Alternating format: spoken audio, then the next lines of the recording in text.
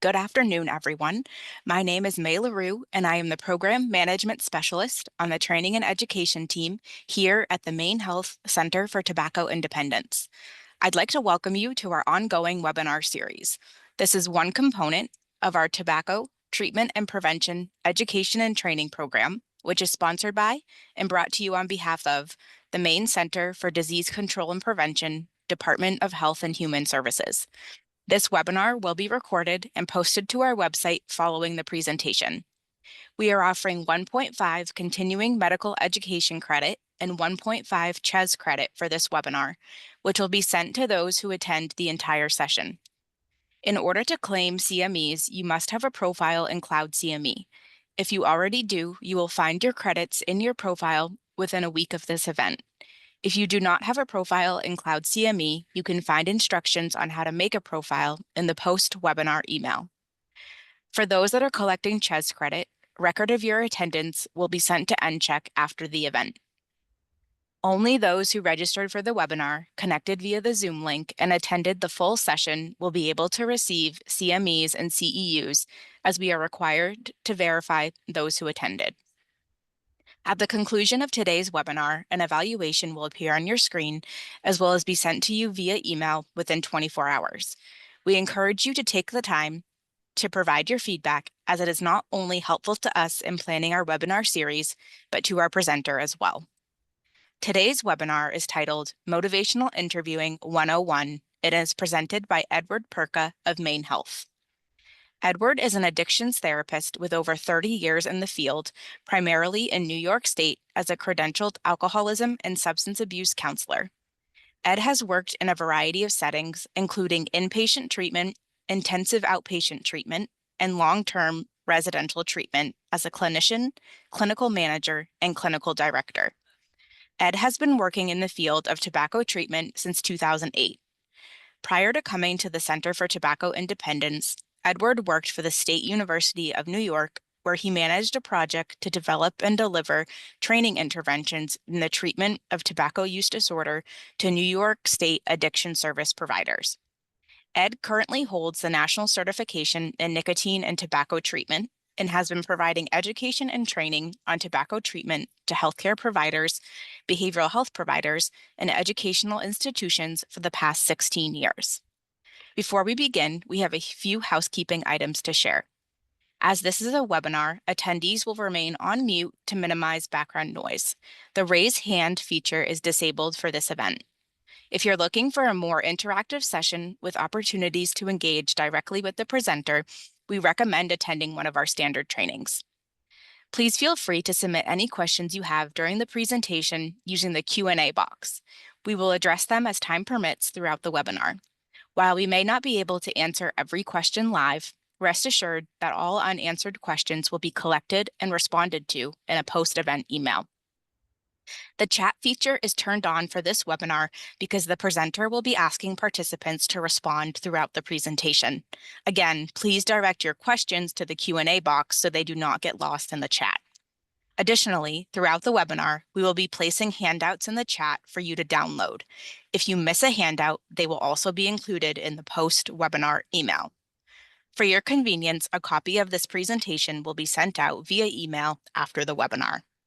Additionally, on February 18th at 2 o'clock Eastern Time, Edward is going to be presenting a workshop titled Motivational Interviewing: Practical Applications in Tobacco Treatment.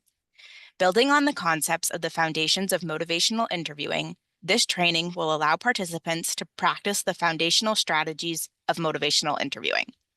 Participants will also be able to give and receive feedback from each other to help them improve their mastery of the skills. Foundational knowledge of motivational interviewing is a prerequisite. We will place the registration link in the chat for you to learn more and sign up. Space is limited, so sign up today. And at this point, I would like to turn it over to Edward. All right, excellent. Thank you, May. So perhaps we should start with acknowledging the fact that it's actually not our job to make a client change.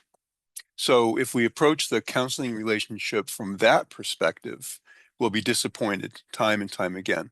Coercion or unreasonable expectations can really hamper the change process and damage the relationship we're trying to establish with the client. The more we push for someone to change, the more entrenched they'll become on not changing. And then there's the approach of sitting back and waiting until a client is ready to change. In this scenario, we believe that there's nothing we can do to help a client change, so we just have to wait until some other motivational forces of some kind have an impact and that a client suddenly sees the light and acknowledges that they should change. Then at last, we can step in and help them to do so. In addictions counseling, this is known as letting the client hit rock bottom. The idea is that they have to experience all of the negative consequences of their addiction and that this process will somehow increase their motivation to change. So we just watch as a catastrophic chain of events occurs with all the associated physical and emotional suffering and perhaps the loss of self and the loss of family and maybe even death. You're a helpless bystander. So I don't know about you, but using this approach seems unconscionable to me and even cruel. So coercion doesn't work, and waiting until the client is ready to change on their own may allow needless suffering and loss. So is there another approach? Is there a middle ground in between coercion and indifference? And the answer is yes. And the middle ground approach utilizes the strategies of motivational interviewing, or MI, as we call it. I prefer to think of this approach as motivational conversations rather than interviewing. So in MI, we're neither forcing change nor simply waiting until the client is ready to change. What we are doing is facilitating the process of change within the individual. In MI, it's not our responsibility to fix a problem or change a behavior. It is our responsibility to purposefully guide a client through the change process, tapping into their own strengths and hopes and resiliencies. It's also our belief that the power to change already resides within the client. We're just going to help them tap into that power. So let's begin. So a couple of advertising and acknowledgments. So let me start with a little bit about who we are. The MaineHealth Center for Tobacco Independence, or CTI, as we call it, has served as the primary contractor of the Maine statewide tobacco treatment initiative since 2001. CTI administers the statewide tobacco treatment contract on behalf of the Maine Center for Disease Control and Prevention, and we work across the state of Maine to address tobacco use and exposure through education, prevention, policy, and treatment and training initiatives. CTI offers tobacco treatment specialist training for a variety of healthcare professionals, and this includes our essential skills training, our intensive skills training, and our annual conference. And we offer monthly webinars as well and do a variety of trainings for outreach for various organizations throughout the state. And today's presentation is part of that effort. So as we gather in this place, we acknowledge that we are occupying the traditional territory and ancestral lands of the Wabanaki people, who for thousands of years have called this place home. We acknowledge their continued connection to this land, give thanks for allowing us to do this good work on their homeland, and remember their ancestors who were here before us. And references to tobacco in this presentation refer to commercial tobacco use and not the sacred and traditional tobacco used by indigenous communities. And finally, this is our standard disclosure side, just letting you know that we have no relevant financial relationships to disclose. Okay, I've got a short video for you, and I'd be interested in your reactions to this. It's about 1 minute and 30 seconds long, so I'm going to play that for you.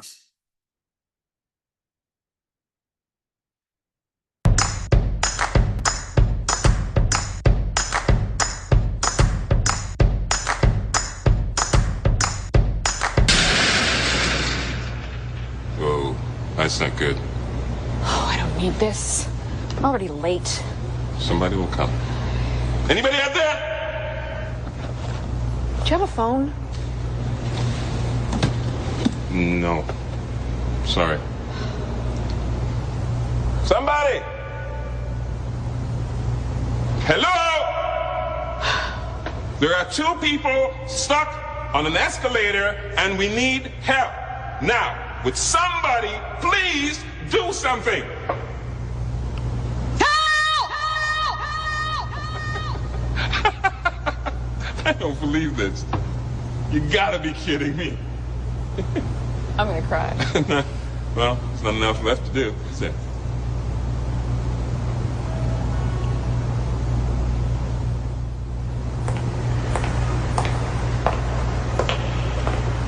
Hello? Hey, don't worry about it. I'll fix it in a second.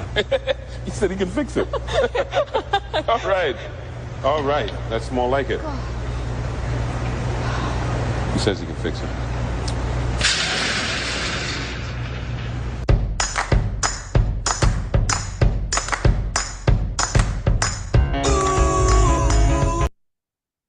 So, all right. So first, how does this relate to motivational interviewing?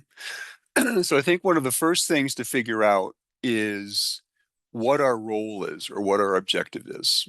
And most people's first inclination is just to give the individuals the solution, right? However, this happens to be the solution as we see it. We're not taking into account any of the person's desires or their values or their needs or their fears or their experiences, right? We're leaving them out of the problem-solving process. We're discounting any contribution the person may have. In effect, we're closing the door to any solution-oriented process a person may go through to achieve their goals.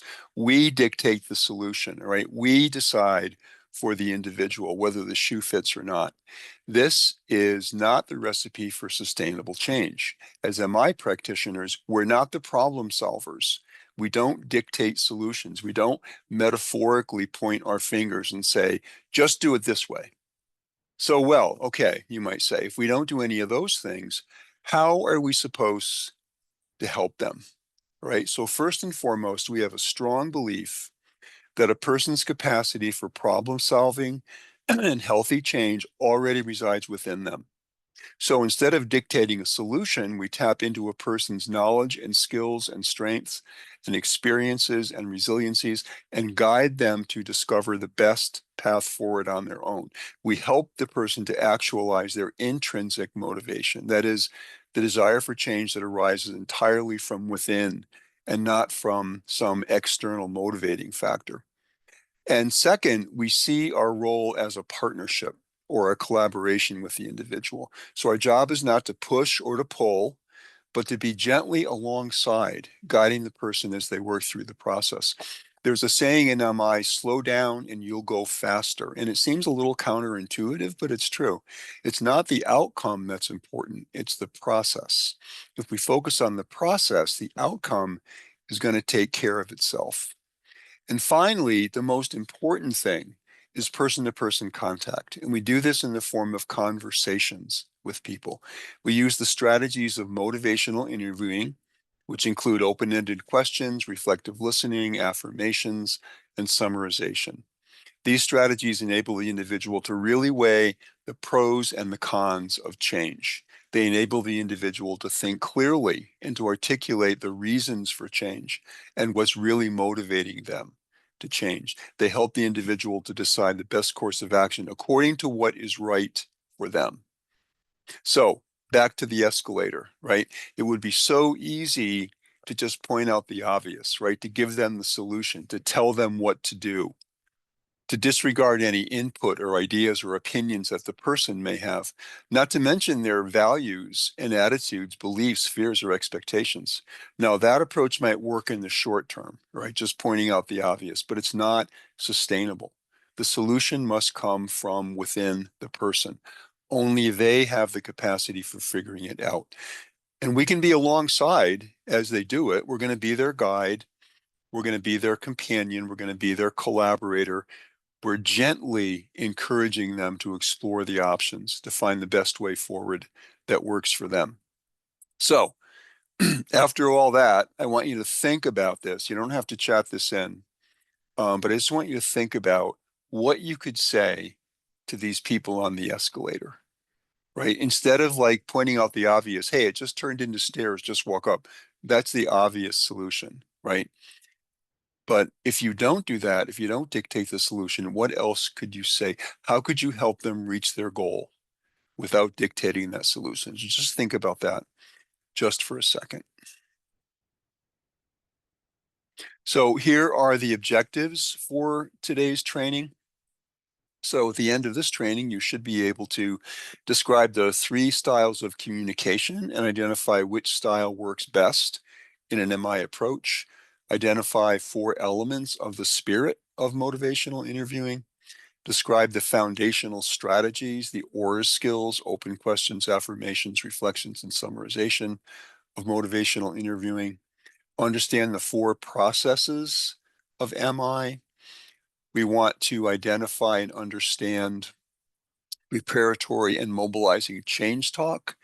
And we want to know how to deal with discord in relationships with our patients and our clients. And discord is when something goes off track, something goes wrong, there's tension, or there's an issue in that relationship. We want to learn how to deal with that.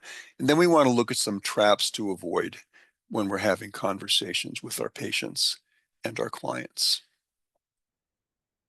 Now, some of you might be trained counselors, but some of you may not be. So your role might be different. And if that's so, don't get caught up in the word counseling, or we're going to be using that word a lot today.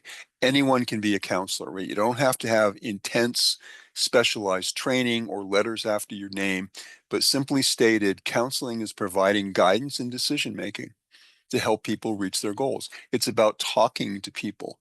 And counseling doesn't have to be lengthy or complicated to be effective. A simple, brief conversation about tobacco is a form of counseling. One question that you get to ask your patient or your client while you're with them. Having a simple, brief conversation is very effective. So when I say deficit counseling, what do I mean by deficit counseling approach? So this is a model that many of you are probably familiar with. The deficit model prioritizes what is wrong. It focuses on weaknesses, and it focuses on providing solutions to problems. So the issue I have with the deficit model is that it assumes that the client lacks the ability or the resources and the competence to solve problems on their own, right? The solution has to come from somewhere else. It has to come from external sources. For example, you, right? The counselor. Motivational interviewing, on the other hand, is strength-based, right? It's a client-centered and human-centered approach that recognizes that people are at the center of the problem-solving process.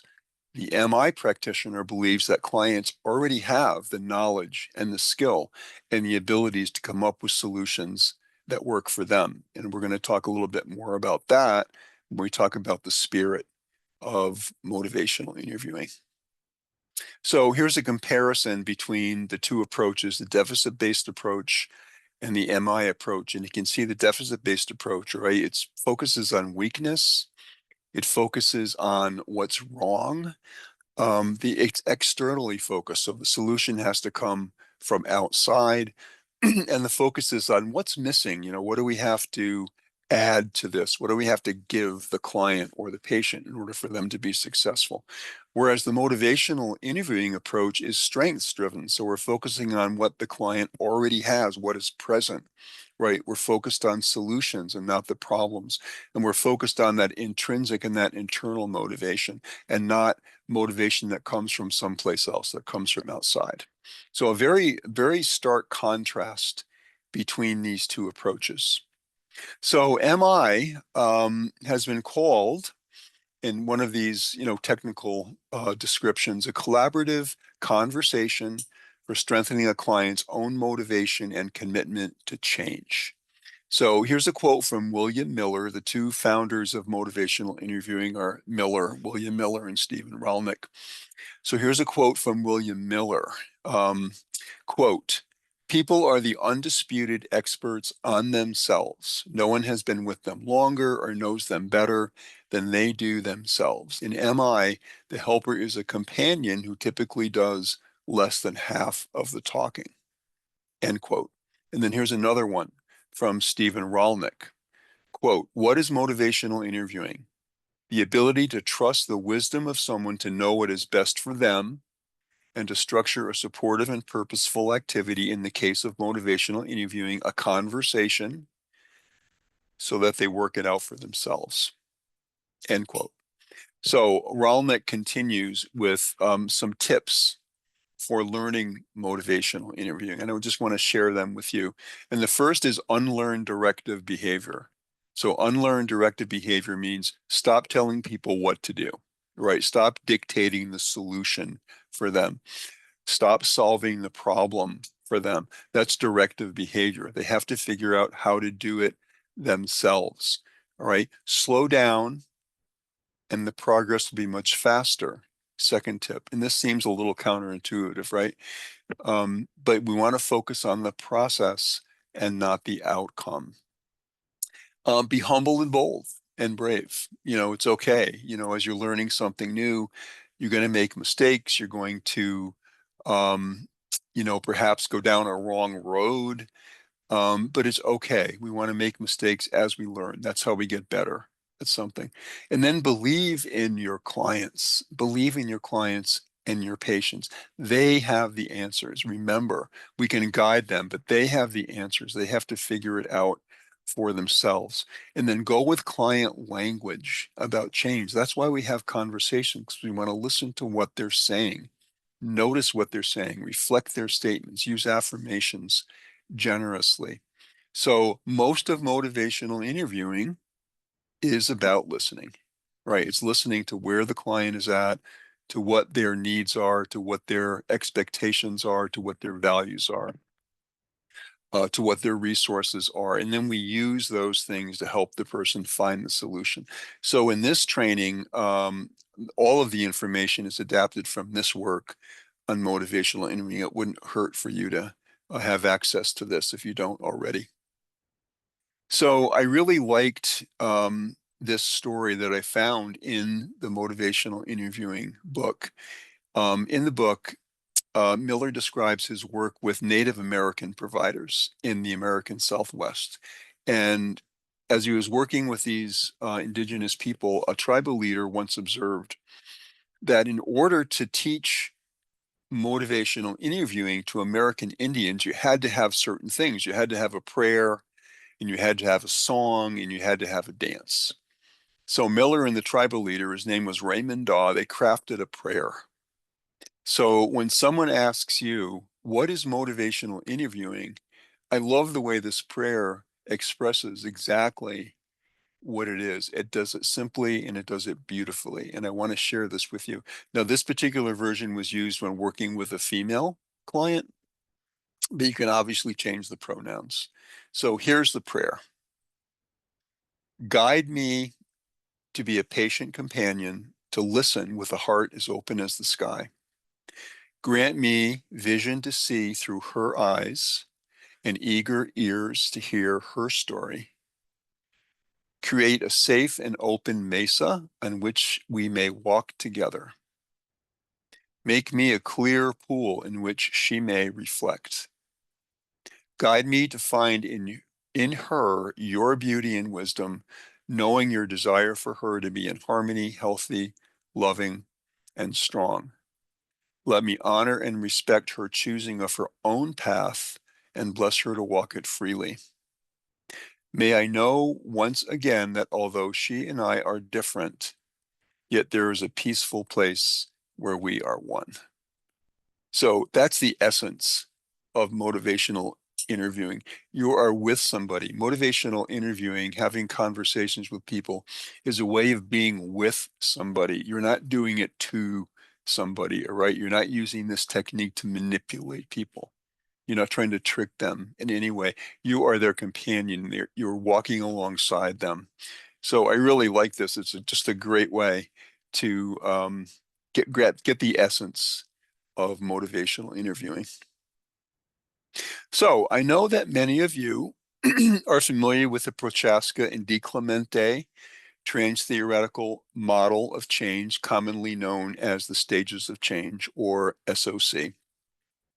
So Prochaska and DiClemente developed their stages of change model from an examination of 18 psychological and behavioral theories about how change occurs. And for this reason, it's called a trans-theoretical model.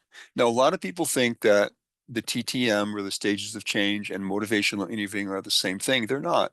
They're separate models, right? But they're very compatible with each other. So I like to present some information on the stages of change because it's all about listening to people to figure out where they are in their stage of readiness. And the first handout that I want you to access. Now remember, if you can't access the handout, it's okay. I have a copy of it on the next page, which I'm going to show you, and I can walk you through it.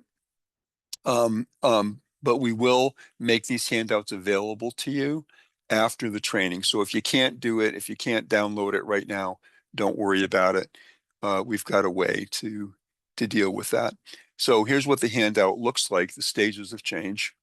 And the model shows that for most persons, a change occurs gradually, with the patient moving from being uninterested or unaware, unwilling to make a change, which we call pre-contemplation, to considering a change, contemplation, they're thinking about it, to deciding and preparing to make a change, and that's preparation. And then after they plan the change, genuine determined action is taken. That's the action step. And over time, attempts to maintain this new behavior occur. And that's what we call the maintenance stage. As you know, I'm sure that you know, relapses are common, especially with tobacco use disorder.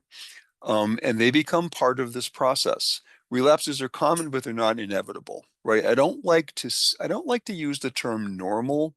It's one of my pet peeves because I hear a lot that, oh, relapses are normal, in addiction, particularly with tobacco. But normal is, if you say relapses are normal, it's almost like you're giving permission for the person to relapse. So they are common, I like to use that term, but they're not inevitable if you prepare well for them, if you have a good plan for them. So I just wanted to make that point. So these are the stages of change. So I want to do a little activity with you, and this, I do want you to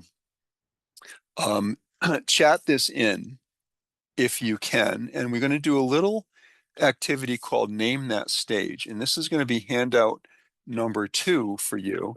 And let me show you what that handout looks like.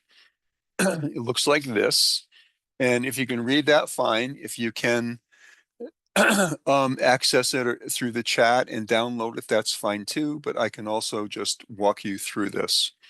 So here's what I want to do. I'm going to read a client statement. And what I want you to do, excuse me, is let me know which stage of change the client is in based on what we just talked about. And you can use the chat feature, and to make it easy, use abbreviations.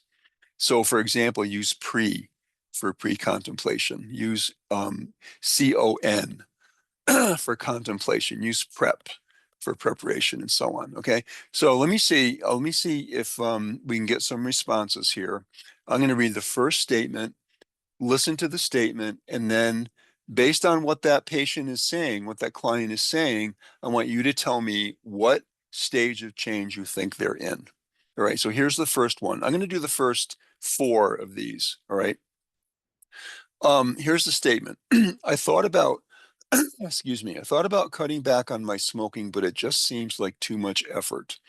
I'll read it again. I thought about cutting back on my smoking, but it just seems like too much effort. So, Edward, I'm So, seeing a mix of pre-contemplation and contemplation. okay. And I can tell you for sure it's one of those two. I think it's more contemplation because the person is thinking about it. Remember what contemplation means. It means we're thinking about it. Pre-contemplation means you're really not even aware that a problem exists, or you don't care about it that much. But this person is thinking about it. They're thinking about cutting back on their smoking. So they're aware that there's an issue, right? So that person is probably in the contemplation stage of change. All right, what about this one? I've been biting my nails every day for the past 2 months, and I've managed not to smoke. I've been biting my nails every day for the past 2 months and have managed not to smoke. Looks What do you think like about that one? mostly action, but some maintenance hmm and some preparation as well. Okay. Yeah, I think for the most part, this person is probably in the action stage of change. So that's right. They have made the change, right? They're not smoking. But that idea of biting my nails and managing not to smoke, it tells you that the action stage of change is a very vulnerable place to be. It's when you first started making this change. So you're trying to learn how to maintain that. So they're probably not quite in maintenance yet, but they're in that action stage and they're learning how to live tobacco free. And they're having a little bit of a difficult time with it. But again, it tells you a lot about when the patient says something, you can determine where they are. And that determines what your intervention is going to be with them. All right, here's the next one. I'm thinking I need to quit smoking. My lungs are killing me. I am thinking I need to quit smoking. My lungs are killing me. Looks like a mix of pre-contemplation and contemplation again. Okay. And that's right. They're early. They're probably more in contemplation because they're thinking about it, right? They know that there is a problem. My lungs are killing me. So this person is probably in contemplation. Just want to make a little editorial comment here. Right? I think, and this is just me, but I do feel that there's probably not many people who are tobacco users who are in the pre-contemplation stage of change, because the pre-contemplation stage of change is really being unaware of the presence of any issue or any problem, or just an unwillingness to look at it, or even to think about it, or even consider it. So I'm going to go out on a limb and saying I think most people who are tobacco users or nicotine users in any way, shape, or form, probably most of them are in the contemplation stage of change, and very, very few of them would probably be in the pre-contemplation stage of change. All right, I'll do one more, and let's see what you think about this one. All right, I didn't smoke every day last week, and it wasn't all that bad. I would like to go a full week without smoking. So I didn't smoke every day last week, and it wasn't all that bad. I would like to go a full week without smoking.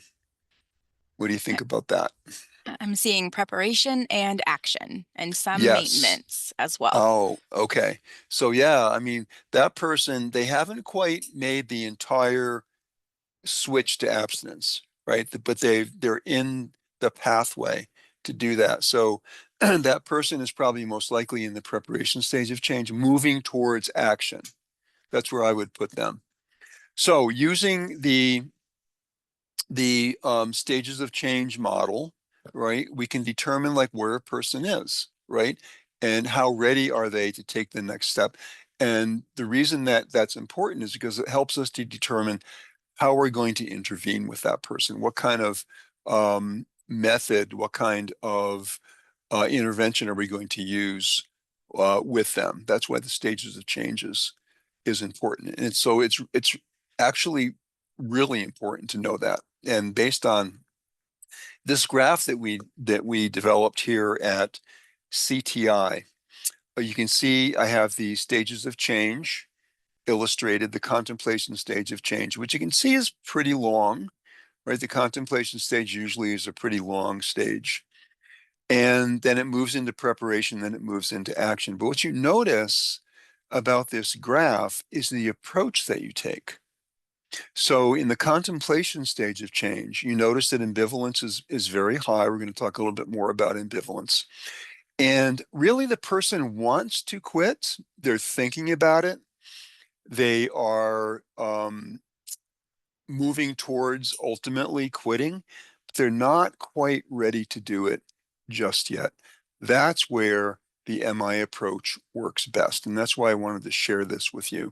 That's why I wanted to share the stages of change with you, because people in the contemplation stage, they want to quit, but they're not quite ready to do it. And that's why it's so important to establish that therapeutic relationship with them at that point and be alongside them gently, helping them to figure it out. So here's a trivia question for you. You can chat this one in, but if you ask 10, and I'll use the term smoker, right? And we're trying to use that sort of an umbrella term to talk about all people who use nicotine, but I'll just use the word smoker to make it easier. If you ask 10 people, um, is it important that you quit? 10 smokers, you ask them, is it important that I quit? How many of those 10 people do you think are going to say yes? You're not asking them if they're ready, right? You're not asking them if they're ready to quit. You're asking them if they think that it's important that they quit. What do you think? How many of those people do you think are going to say yes? Lots of I see. numbers coming in, Edward. Good. There's lots of people out there, so I expect lots of numbers coming in. Yeah, I'm seeing tens. I see a Yeah. 3. I see a hmm 1. I see another 10, an 8, 7, Okay. 6. Okay. Gotcha. Gotcha. It's going to be high, right? It's going to be at least 7 or 8 or 9 because you're not asking them if they're ready. If you ask them if they're ready, you might get numbers like 1 or 2 or 3, but asking if it's important, it's going to be a different story. So there's a lot of people, most people, let's put it this way, most people think it's important that they quit. They're just not ready to quit. And that is where that's where the strategies of MI make the most impact. And I can almost guarantee that a lot of the people, if not most of the people that you're going to be working with, helping them to quit, are in the contemplation stage of change. Hence, you're going to be using motivational interviewing quite a lot, right? Because there's a lot of conversations that go on during that stage. People are thinking about it, right? They're trying to figure out how to do it. They're trying to figure out how do I do this and live a life that's tobacco free. So important to know where people are. Okay, we're going to switch up a little bit and talk about communication styles. So Miller and Rolnick viewed helping conversations as lying along a continuum. So coercion, as we talked about a little bit, or unreasonable expectations, that can hamper the change process. It can damage the relationship we're trying to establish with the client. So the more we push for someone to change, the more entrenched they're going to become on not changing. So at one end of the communication style spectrum is the directing style. So a director is someone who tells people what to do and how things should proceed. The director thinks in their head, I know what to do. I'm just going to tell them to do it. Right. And the problem with this approach is the director expects people to do it. They expect them to obey and to adhere and to comply.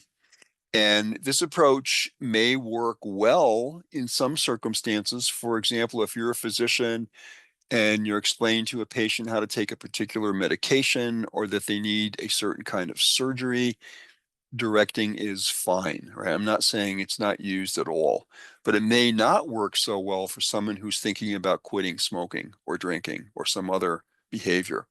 The director's commands, right? You need to quit smoking or you need to stop drinking rarely are met with adherence or compliance. And that results in frustration, both on your part as the counselor and on the client's part, right? And they may get labeled, right? So now these clients are going to get labeled as difficult to work with or resistant because they're not doing what you tell them to do. So if you think about it, the directing style is a deficit-based approach. The director is basically saying to them, you don't have to think. I'm going to do your thinking for you. Unfortunately, the client may hear your thinking is faulty and you don't have the capacity to solve this problem by yourself. The directing style can sometimes foster a dependency. That means the client is content to wait into being told what to do. I've seen this a lot in my career with some therapists who are continually directing people and they won't do anything until the counselor tells them what they should do. The directing style does little to tap into a client's own problem-solving strengths. Then at the opposite end of the continuum is something called the following style. And why this appears more client-centered than the directing style, the follower basically goes wherever the client wants to go. So the follower is a good listener. We're trying to understand where the client's coming from, but they generally don't give any guidance, right? They allow the client to work out his or her own problems in whatever way they choose. And that's sort of like that sitting back. Remember, I call it hitting rock bottom. There's nothing we can do. The client has to figure it out by themselves. It's kind of like that. It's the other end of the spectrum. And then in between, we have the guiding style. And Miller and Rolnick describe the guiding style with this illustration. All right, here's a quote from the MI book. Quote, imagine going to another country and hiring a guide to help you. It's not the guide's job to order you when to arrive, where to go, and what to see or do. But neither does a good guide simply follow you around wherever you happen to wander. But a skillful guide is a good listener and also offers expertise where needed, if accepted. So MI lies in that middle ground between directing and following and incorporates aspects of both. So you're not helping too much or you're not helping too little. So let's look at maybe a couple of examples. Hey, Edward. Yeah, We have a question that came in. certainly. So in the MI context, can we ask Mhm. people, do you know smoking can kill you?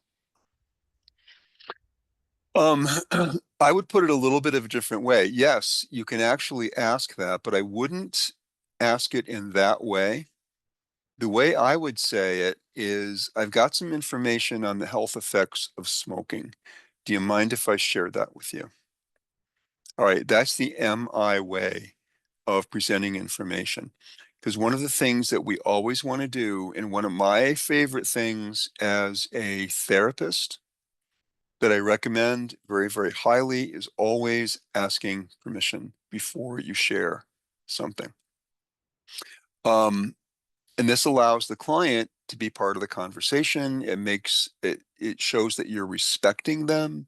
It shows that you value them as a person, you value their opinions, you value their thoughts on the matter, and you're not trying to impose something that they're not ready to hear or want to hear. So does that make sense? Whoever asked that question, does that make sense to you? So always ask permission. I wouldn't say, smoking can kill you, right? I mean, that's more of a coercive kind of challenging kind of statement. And I would kind of back away from that. Does that make sense? Just interested to see if that made sense to the person that asked that question. They said thanks, and then it sort of. Okay. All right. Gotcha. Um, so let's look at a directing example. All right.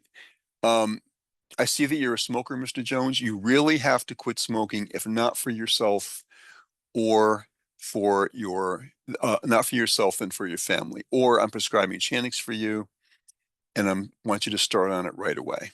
Right. So this kind of is in the vein, right, of what we just talked about in terms of that statement. So I'm not trying to imply here that directing style is somehow a bad thing. It's useful in some respects, right? Like we just mentioned.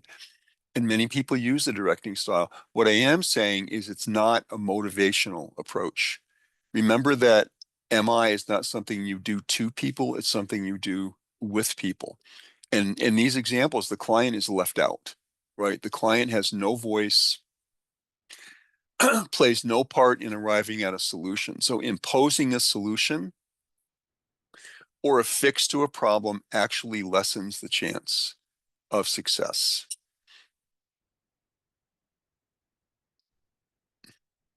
So our friend here is the following style, right? Is a faithful companion. I know a lot of you probably have pets, right? I'm sure he'll listen to you intently, to everything you have to say. He's genuinely curious about you. He wants to understand what's going on with you. He'll follow you wherever you go. He enjoys being with you. He doesn't judge anything you say or anything you do. He doesn't offer much feedback, though, except for maybe an occasional wag of the tail. I suppose you could ask some rhetorical questions like, what should I do about the problem that I have? But you're not really expecting an answer. So maybe a slight nod of the head or wag of the tail, perhaps. they'll probably be fine with anything you decide to do. So not a lot coming from, right? Just kind of following you around. At least you'll have some company, right? With our friend here. So let's take the best bits of the directing style and the following style, talk about the guiding style. So remember the guide, right? In the foreign country, a good listener, and then helping you to decide what course of action to take, what to do, and what to see. He's curious. He wants to understand you like the follower, but also have some expertise like the director that he's willing to share with you if you're open to it. So I can see that you're a smoker, Mr. Jones. Do you mind if we talk about that for a bit? Or I can see that you're not ready to have that conversation. When you're ready, let me know. I can help you quit. If you remember that phrase right there, if you remember nothing else about what we talk about today, but if you remember that phrase out there, when you're ready, let me know. I can help you quit. That's probably one of the most important things you can say to people. That is a true client-centered approach, right? The client is part of the conversation. In fact, the client does most of the talking, or should do most of the talking. If you find yourself talking too much, you're probably drifting off the guiding style. So what's your style? So sit for a moment, do a personal inventory. Think about if somebody was sitting across from you in a counseling situation, how would they feel about your style? And I have a couple of poll questions, and these are just for you to think about. These are not for you um, to weigh in on. I just want you to think about these. What's the communication style that it fits most for you, right? Are you more of a director? Are you more of a follower? Or are you more of a guider? Like, what's your communication style? And then the next one is second reflection. So the reality is, right, we're probably a bit of all of these, depending on the circumstances. But the takeaway is that the guiding style is probably the most effective for facilitating change in an individual. So remember, you're in that foreign country, you know nothing of the customs or the laws or the culture. Do you want to go it alone, or do you want somebody with you first to find out what you'd like to do and see, and perhaps offering helpful suggestions if you're open to it, and then helping you to decide what course of action to take. So that's sort of the essence, again, of MI. So for me, the style that is really most useful when trying to help people change is the guiding style. Hey, Edward, we have another question. Yes, sure. How do you navigate when a client continually refuses to talk about the issue at hand while trying to maintain MI? Yeah, it takes as long as it takes. Remember, it's the process. And remember the statement that I just made, right? When you're ready, let me know. I can help you. You don't want to beat a dead horse, right? You don't want to do that sort of insistent, we need to talk about this now, it's important, seeing the patient as resistant or seeing the patient as uncooperative or unmotivated, that's not helpful, right? What we need to do is just let the person know that we're there for them, that when they're ready, I'm willing to talk about it. At the same time, every time that you see them, you do want to bring up the topic. Is it okay if we talk about your smoking today? No, it's not okay. I don't want to do it. Okay, let me know when you're ready. I can help you. When you're ready, let me know. I'll be there for you. And I just want to do a really quick anecdote story that illustrates that. I was doing a training with a group of healthcare providers, and there was one physician in the training who had this one patient who kind of fits exactly the mold that you're talking about. Every time she brought up the issue of tobacco, the person said, I don't want to talk about it. I'm not ready. Don't ask me about it. And she continued to ask him until one day she decided she was not going to ask him anymore because he was so seemingly resistant to the idea of giving up smoking that she just gave up on him. And then a little while later, she saw him in a session, an appointment, and she didn't ask him about his tobacco use. And he said at the end of the appointment, he said, aren't you going to ask me about my tobacco use? And she said, well, no, because every time I ask you, you say you don't want to talk about it or you're not ready. He said, I quit. And what she realized at that moment is that even though every conversation that she had with him where he was seemingly resistant and didn't want to talk about it or seemed uninterested or unmotivated, every time she had that conversation with him, it moved him a little bit towards that decision to quit. It was useful. It was effective. It was valuable.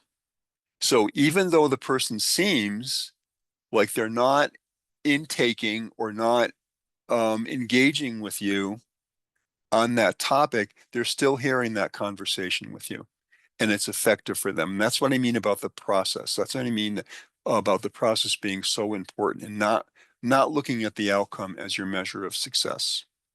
So I hope that that is helpful. All right.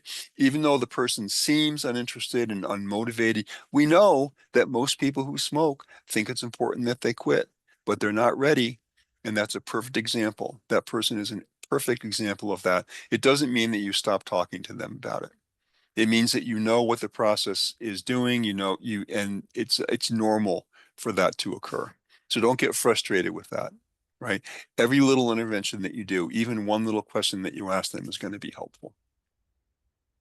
So I hope We that have two more helps. questions, Edward, that came in when you were talking. Yes. You Okay. inspired some more questions. So, is it helpful to measure the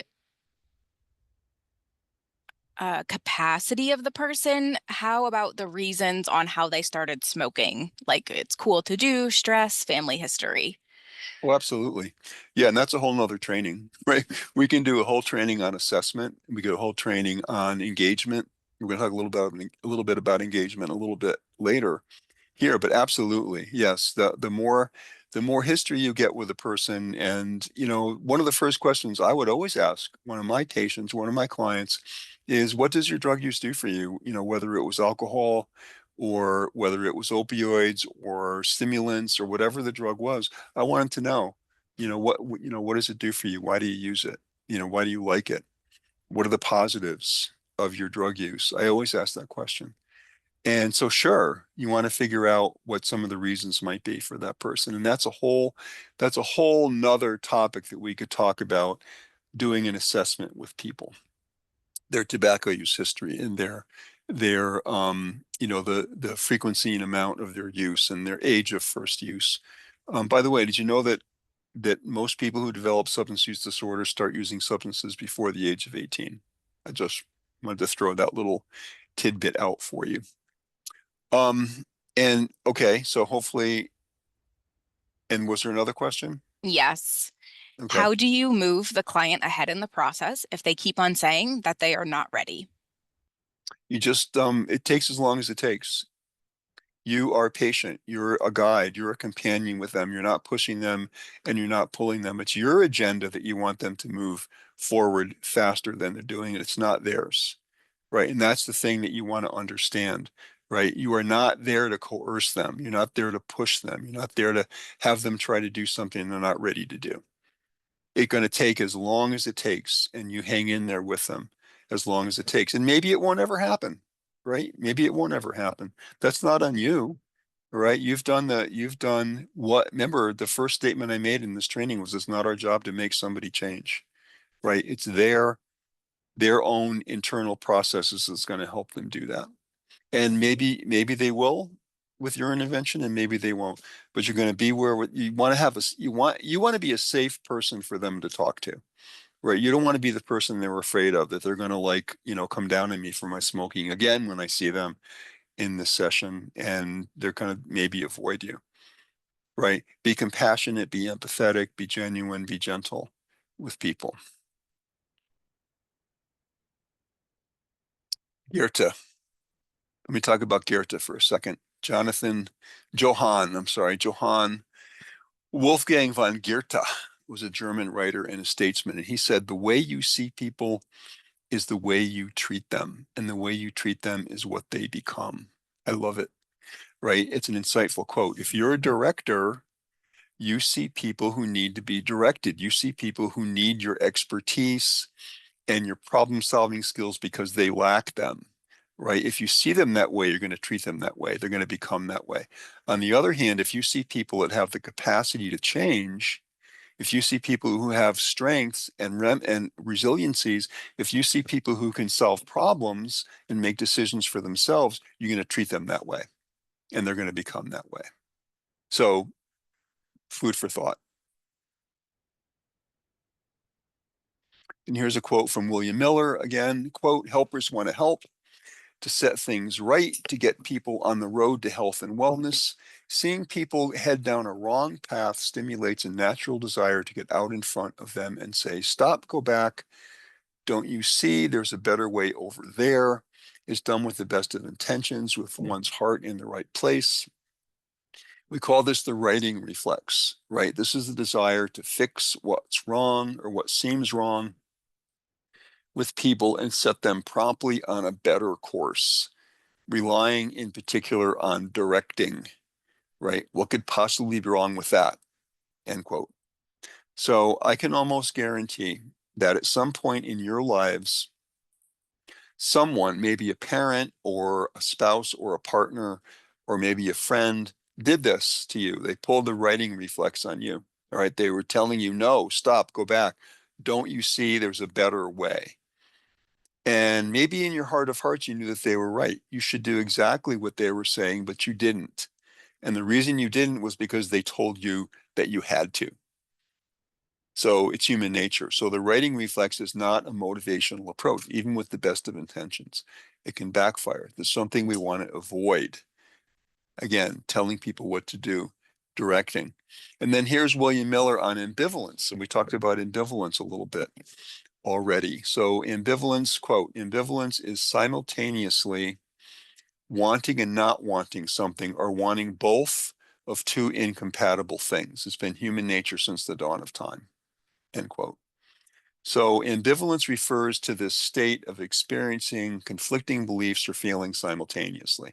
So it's derived from Latin, right? The prefix ambi means both or both sides, and the suffix valence, that means vigor or strength. So ambivalence is not the same as indifference, and it's often confused with indifference. So someone in an ambivalent state of mind is experiencing an excess of opinion, right? Not an absence of it. So there's strong feelings on both sides. And this is the most common place to get stuck on the road to change. It's ambivalence. So there's an upside to ambivalence. However, if you think about it, if someone is ambivalent, it means they're actually one step closer to change. It means that both sides of the ambivalence are on the radar screen. So the arguments for changing or not changing are already within the client. They're in plain sight. So the strategies of MI are designed to help the client articulate these arguments for and against change. So MI helps the client identify the pros and cons of changing or not changing. So this process of articulating ambivalence moves the client along the road to change. And again, the process varies among individuals, as we've kind of alluded to, especially with respect to how long it takes to resolve that ambivalence, or to pick a side. So ambivalence is not a bad thing. It's a good thing, right? Because that means that the solution actually is already there. We just have to help the person figure out what that is. So Miller and Rollin convey a story. I want to talk about the spirit of MI for a little bit. They convey a story about MI. And they were watching students practice these MI skills. So open questions, affirmations, reflections, summarization. And they found that something was missing, right? It was like they had taught the students the words of MI, but not the music. And I like that analogy. They failed to convey the underlying spirit of MI. So what's the mindset of MI? What's the heart set of MI? So Miller and Rollin call these elements of the spirit the four habits of the heart. So partnership, compassion, acceptance, evocation. And not that these elements are a prerequisite. I mean, I'm sure that there's a lot, most of you that are listening to this, I'm sure have these habits of the heart already, right? But the practice of MI actually itself tends to teach people these habits. So this is sort of the operating system of motivational interviewing. So I want to touch base on each one of these. So partnerships. So the metaphor of the dance is frequently used to describe motivational interviewing. So it's a collaboration, right, between experts on a level playing field. As Miller and Rolnick put it, a good MI conversation, it looks like a ballroom waltz, right? Someone's leading the dance and guiding, right, is definitely a part of the MI, but you're not tripping or stepping on toes, right? It's a partnership. And without a partnership, there's no dance. So profound respect, mostly listening, understanding, avoiding the expert trap, as we just talked about. And then next is compassion. So Henry Nouwen, who lived from 1932 to 1996, was a Dutch Catholic priest and professor and writer and a theologian. And as I was searching for some words to say about compassion, I came across his many quotations on a variety of subjects. And here's what he had to say about compassion. Quote, "Compassion asks us to go where it hurts, to enter into the places of pain, to share in brokenness, fear, confusion, and anguish. Compassion challenges us to cry out with those in misery, to mourn with those who are lonely, to weep with those in tears. Compassion requires us to be weak with the weak, vulnerable with the vulnerable, and powerless with the powerless. Compassion means full immersion in the condition of being human." End quote. I thought that was so powerful. But then he said also, and again I quote, "Anyone who willingly enters into the pain of a stranger is a truly remarkable person." So let that sit for a moment, right? Anyone who willingly enters into the pain of a stranger is a truly remarkable person. So I assume that by virtue of listening to this training, that you're in a helping profession, and therefore, as Nguyen says, a truly remarkable person. When you act with compassion, you go out of your way to help with the physical and mental and emotional pain of another. And active compassion is the desire to alleviate another person's suffering. So thank you for what you do. Carl Rogers, who some of you might be familiar with, was an American psychologist and among the founders of the humanistic approach to psychology. And he said the following. He said, "When I look at the world, I am pessimistic, but when I look at people, I am optimistic." Right? End quote. And so the meaning of acceptance in motivational interviewing has its roots in the work of Carl Rogers and contains these four elements. So first, acceptance involves embracing the absolute worth and value of every human being. And Rogers referred to this embracing as unconditional positive regard. This is one of my favorite terms ever as a therapist, unconditional positive regard. That is, having respect for the client as having worth in his or her own right. And Rogers believed that this condition had to be present and was necessary for any possible change to occur. I want to ask you a quick question right now. All right, absolute worth, again, unconditional positive regard. What do you think is the opposite of unconditional positive regard? I know this is sort of a tough one, but think about that for a minute. What is the opposite of unconditional positive regard? Respect for a client as having worth in his or her own right. What do you think? I'm seeing judgment, blame, shaming, Yes, yes, all of criticism, that. indifference. Yes, absolutely. Right. The opposite is all those things. And I think it most closely aligns with judgment, right? If I'm the judge, I'm the one who decides who is worthy and who isn't, right? So a second key aspect of acceptance is what we call accurate empathy.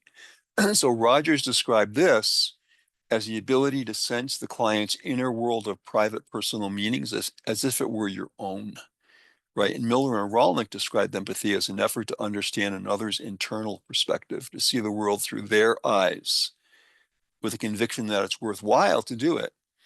So the opposite of that is the imposition of your own views or perspectives. So you replace the clients with your own, right? With the presumption, and again, this is where the director comes in, that their views are irrelevant or misguided, right? So that's the opposite of accurate empathy, imposition of your own views or perspectives. And then a third aspect is what we call autonomy support. So Rogers, in his client-centered approach, he thought that people should have complete freedom to be and to choose. Now, that's a tough one, right? I struggle with that all the time, right? Because I, have my own biases and thoughts and ideas about it. But Rogers thought client-centered people should have complete freedom to be and to choose. And the opposite of that is coercion and control, right? To try to make people do things. And this approach typically evokes a negative reaction from a client. They want to push back on that. They want to reassert their own freedom and their ability to choose. And then the fourth is affirmation. So the fourth element of acceptance is affirmation. So affirmation, Rogers described affirmation as an intentional way of being and communicating with people. And the opposite of that, the opposite of affirmation, is the search for what's wrong with people, right? That deficit model of counseling. Instead of looking for strength, we're looking for weaknesses, right? We're looking for what's wrong with people, telling them how to fix it. That's not affirmation, right? So affirmation is seeking and acknowledging a client's own strengths and efforts. So Hey, we have Edward, partnership. Yes, we had another question come in for you. sure. What if you have a client that takes MI as judgment? You are simply asking questions and they internally feel judged just by being asked.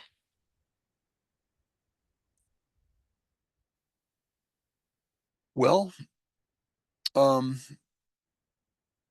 that's a tough one. I'm not quite sure how to answer that. I want to probe that with them. I might want to ask them questions about that, about why they might feel that way. Or is there something that I'm saying and in our conversation about Discord a little bit, sometimes we do say things that don't land well with a client or makes them react in a negative way. And I always want to find out like why that might be happening. So I might want to gently probe that. Did I say something wrong? Did I say something that made you angry? Did I say something that make you upset? Did I say something that make you feel bad? And apologize, actually, for doing that. So therapists aren't always right in what they say or what they do or the approach that they take. And I always am very careful um, in an approach with a client or a patient that what I say is not going to be harmful to them or not going to make them feel bad in some way. I call that landing. When we say something, people react to it in a certain way. It could be neutral, it could be negative, it could be positive. That obviously is a negative reaction. So it's something that I said or something that I did. I have to own that. And I want to talk that through with that client or the patient and find out, what did I do that made you feel that way? And apologize for that. So that's my reaction to it. I'd be curious. I know we have a lot of people and not a lot of time to go in this, but I'd be curious what other people think about that as well. So let me move forward with this. So when you think of counseling, again, we have partnership, we have acceptance, we have evocation. So when you think of counseling, right, we've talked about many instances that rely on what's called the deficit model, right? So this means the counselor thinks something's missing. They're trying to, apply a fix by inserting that into the client in some way, shape, or form. So I have what you need. All right, this is the directing method, right? I have what you need. I'm going to give it to you.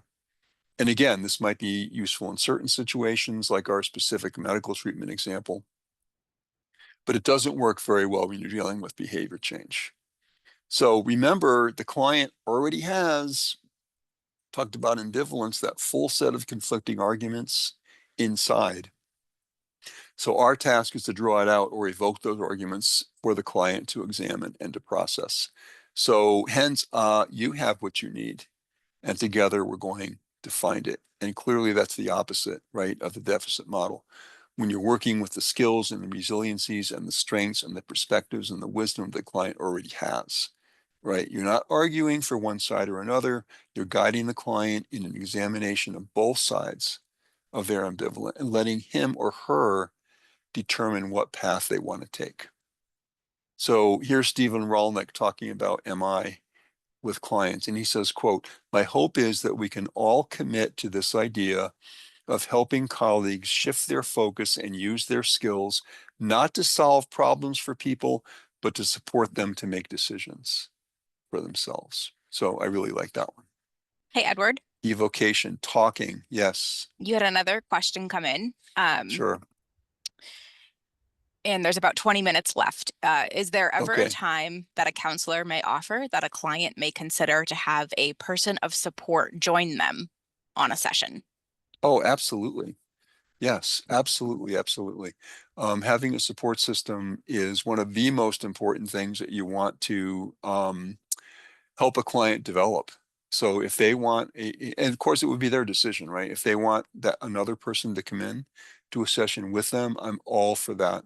In fact, I'm very oriented to a systems approach of counseling where I feel that, especially addiction, in my perspective, is not an individual problem, it's a systems problem because there's so many pieces of that system that are impacted by somebody having an addiction. So the more you can involve that system, the more you have a chance of making it supportive to that individual and their journey for change and their recovery journey as well. So absolutely, yes.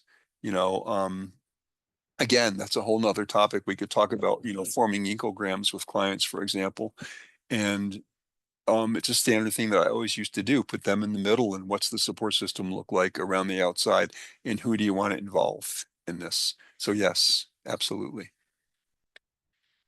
So here's my reflection picture. Just take a moment to reflect. We need to think about this again. You don't have to chat this in.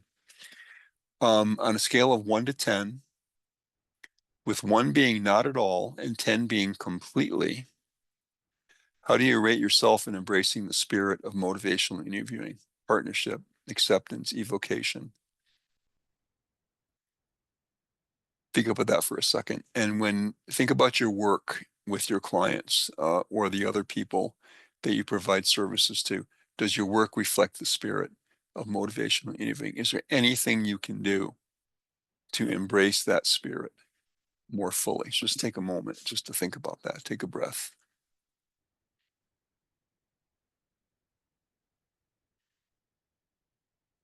As we move on. So, while most of you probably have some familiarity with motivational interviewing and have various levels of skill development, I did want to spend a few minutes on the core skills of MI. And while they may seem uncomplicated, they're actually very powerful tools that you can use to facilitate change. So open questions, affirmations, reflective listening, summarization, again, OARS is our acronym that we use, are the basic core skills used in this approach. So, and these are derived from that person-centered counseling approach that we talked about. And they help clients and patients explore their ambivalence.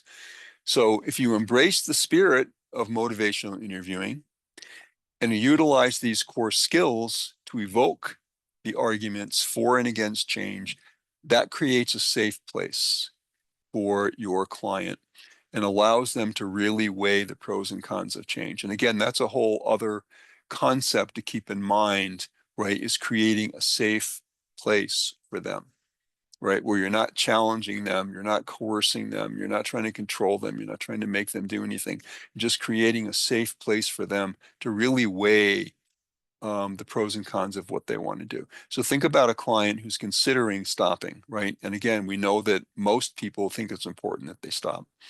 There's an internal battle going on. There's passionate arguments for, and there's passionate arguments against. And the good news is that the arguments for quitting already exist, right? And these are the ones we're going to be listening for, right? These are the ones we're going to be evoking from the client and reflecting back to the client. Remember, we want to create that therapeutic space, that unconditional positive regard. Remember, Carl Rogers said that's necessary for any change to occur.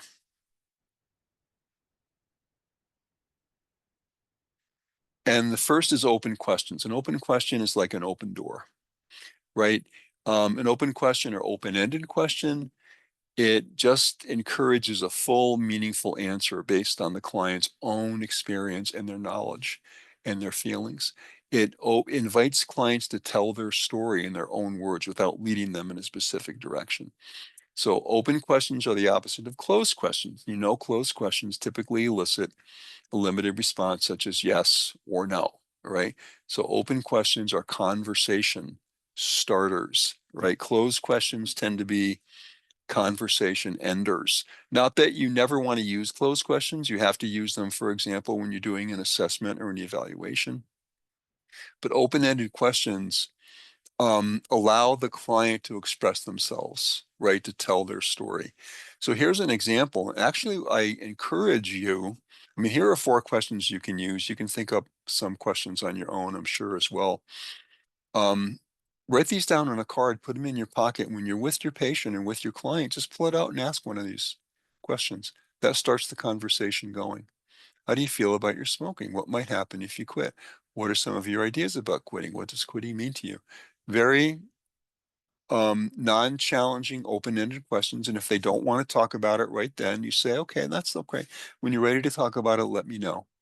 Right. Next time you see them, you ask them another question. They may not be ready to talk about it then. Well, let me know when you're ready. You know, I can help you quit. Let me know. And keep on doing that. Right. You're with them. Right. You're their guide. You're their companion. You're their partner. You're with them on this journey. You're not trying to make them do anything they don't want to do. This is a great way, right, to stimulate a conversation. So remember open-ended questions. Affirmations, right? Affirmations are statements and gestures that recognize strengths, right? They acknowledge behaviors that lead in the direction of positive change, no matter how big or small they are. You know, people are not used to getting affirmations, right? People are not used to being told that they're doing something right. People are generally used to being told what they're doing wrong or what they need to change. So, but motivations, affirmations build confidence in a person's ability to change. And to be effective, they have to be genuine, they have to be relevant, and they're powerful. Affirmations are really powerful, but a lot of time they're underused. So catch a client doing something right and then tell them about it. One of the affirmations I always used to use with my clients is to thank them for coming. Whenever they came to see me, I would thank them and say, you know, thank you for spending this time and making the effort to get here. I really appreciate it. It really seems to me that because you came and did this, that you're really motivated to do this. It makes people feel good about themselves. It acknowledges their effort. So it also makes them feel a little bit better about themselves. So I want you to think about this. Again, this is not something I want you to weigh in on or chat in about, but I want you to think about what's the best affirmation that you ever received. And after you think about that, I want you to think about how did that make you feel? The best affirmation you ever received, and then how did that make you feel? And generally, it makes you feel good. When someone gives you an affirmation, it makes you feel good. It's a very positive thing. It's an energizer. Sometimes when you do an affirmation and people will say to you, oh, that's so nice. That made my day. And I've heard that many, many times. Well, thank you for saying that. That just made my day. That means the affirmation was received and it made that person feel good, right? And this is what people need. We need to build their confidence, right? People may think it's important that they change, but their confidence level is low. So they don't think they can do it, or they don't have the ability to do it, or the resources or the tools or whatever it happens to be. Affirmations help them build that confidence in themselves. So use affirmations. And the next strategy is reflecting. So you listen to the person and then repeat back to them the gist of what they said in your own words. So, and this is helpful because a person hears the information twice. First, when they speak it, and again from you. And this not only helps them process the information, but it gives them a chance to correct you if you didn't understand them. So the power of reflection is the person feels heard when you repeat what they said. You're creating that environment of acceptance as opposed to an environment of challenge or pressure. takes the pressure off, right? And it gives them the freedom to consider change. And there are different kinds of reflections, as you can see. And again, remember, if you are able to attend our practical applications, we're going to be practicing these. I'm going to give you some examples of what they look like, but we're not actually able to practice them in this setting. But if you attend our practical applications in February, we are going to have more interaction on doing this. So a simple reflection adds little or no meaning, right, to what the client said. For example, you know, who are you to be giving me advice? You don't even use tobacco. The reflection is, you don't think I can help you because I never used tobacco. Right. Again, we don't need to be intimidated by client statements. We don't need to try to figure out a clever way to respond to them. We don't need to figure out a solution for that client if they make a statement to us like this. All we need to do is listen to them, acknowledge their feelings, and make them sure that we understand what they're saying and where they're coming from, and that we're trying to understand them. Right. We're trying to learn about that person. And now it may seem easy, right? Reflections might seem easy, but this can be challenging, a challenging skill for some people. So practice this, practice, practice, practice. So that's a content reflection. You can also reflect emotion. All right, here's an example of that. Who are you to be giving me advice? You don't even use tobacco, so same statement, right?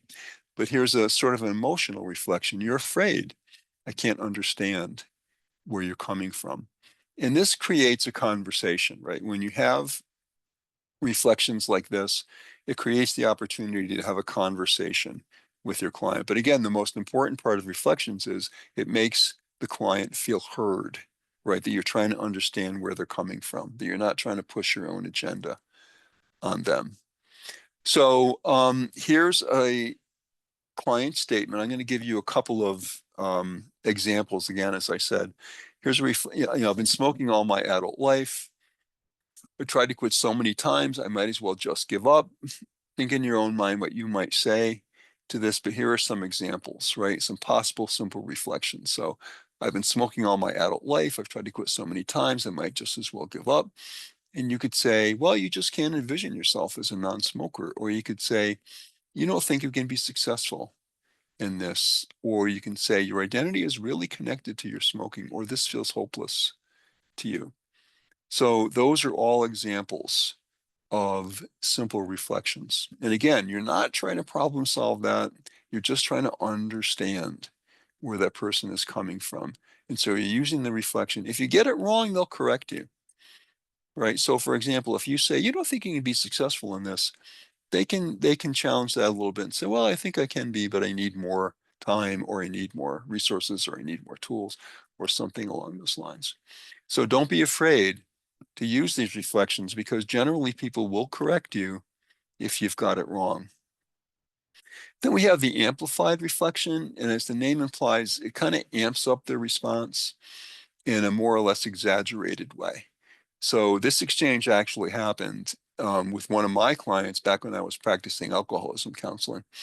And what John said to me is, my wife really nags me about my smoking so much that I feel like taking a long vacation without her. And I said, this is the amplified reflection. So your smoking would be easier and less stressful if you weren't married. And what's interesting about this is I knew John, right? I had a pretty good relationship with him. We talked about his relationships before. I felt it was pretty safe to amp this up a little bit. And in this case, John looked a little surprised, and he said to me, oh, no, it's not that. I just need a little break. Right. So it's almost like, you're trying to like delve a little bit deeper into this, and maybe taking some people call it a shot in the dark, or a fishing expedition. But they'll correct you if you're off base on this. So here are some examples of some amplified reflections. So I really amp these up. All right. So the examples I'm giving you are like the total top of the amp range here. So I don't want you to be I don't want you to be put off by some of these amped reflections, but they're just training examples. Okay. So here's what the person, just to give you an example of what amplified reflection might look like. right? I know my kids want me to quit, but I don't think I have it in me. So a simple reflection would be, wow, you don't think you have, you don't think you can quit smoking even though your kids want you to, right? That would be a simple reflection. But an example of an amplified reflection is, wow, smoking seems to be more important to you than your children. So you see the difference, right? You see a little bit of amping up in there. Or, and here's another one, totally amped up. Sounds like your kids will have to watch you die from lung cancer. Or here's another one, continuing to smoke is the easiest thing for you, regardless of what your kids think. So those are examples, right, of amplified reflections. Now, what I would say is, don't use amplified reflections when you're first learning to do motivational interviewing, right? Unless you have a really good therapeutic relationship with your client or your patient, and you can be sort of assured that not going to take offense to that or you're going to do any harm or damage. So the examples I just gave you, again, they're totally amped up and they're a little bit exaggerated, but I want to give you the idea of what amplified reflection might look like. And then this one, a double-sided reflection, is one of my favorite reflections because you can use it to capture both sides of an ambivalence, client's ambivalence, kind of lay it on the table. So there it is, the client's internal voice, right? An argument for change and an argument to maintain the status quo. So here's the reflection.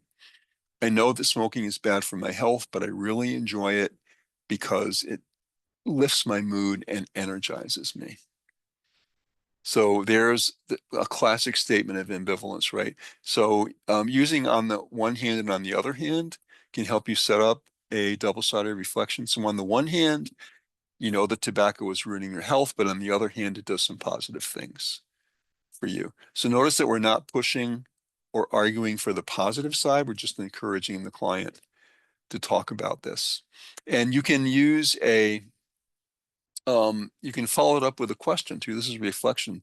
You could follow it up with a question. You could say like, okay, so let's say that you did decide to stop smoking for your health. How would that be better for you? Right? There's the example of an open-ended question. So that's how you can combine using open-ended questions and reflections when you're with a client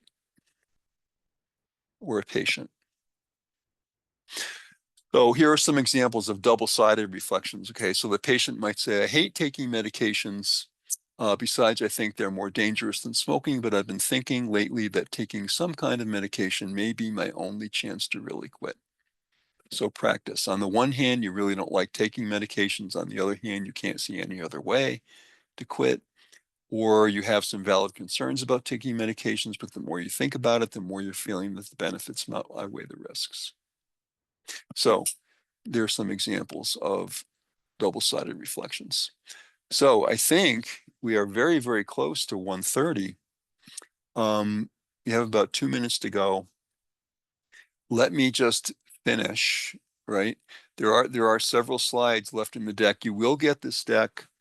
If anybody has any thoughts or comments or questions about the remainder of the content, please let us know. We'd be happy to respond to that. I apologize for not being able to get through the whole thing today, but I was very pleased to engage with you and answer some of your questions.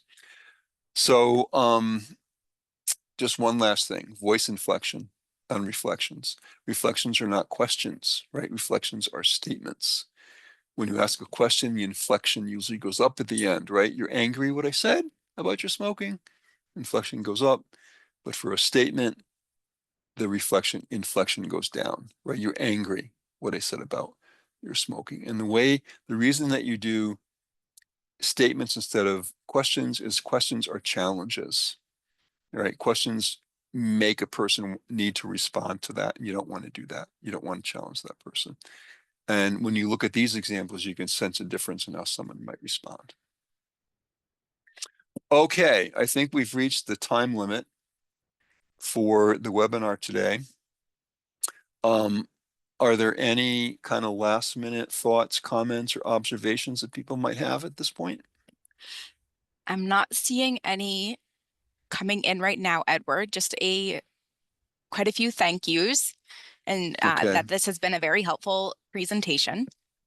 Again, I'm sorry we didn't get through the entire presentation today, but you will, as I said, you will receive this slide deck. And if you have any questions at all, or want to discuss any of the material that comes after this, would be more than happy to do that with you.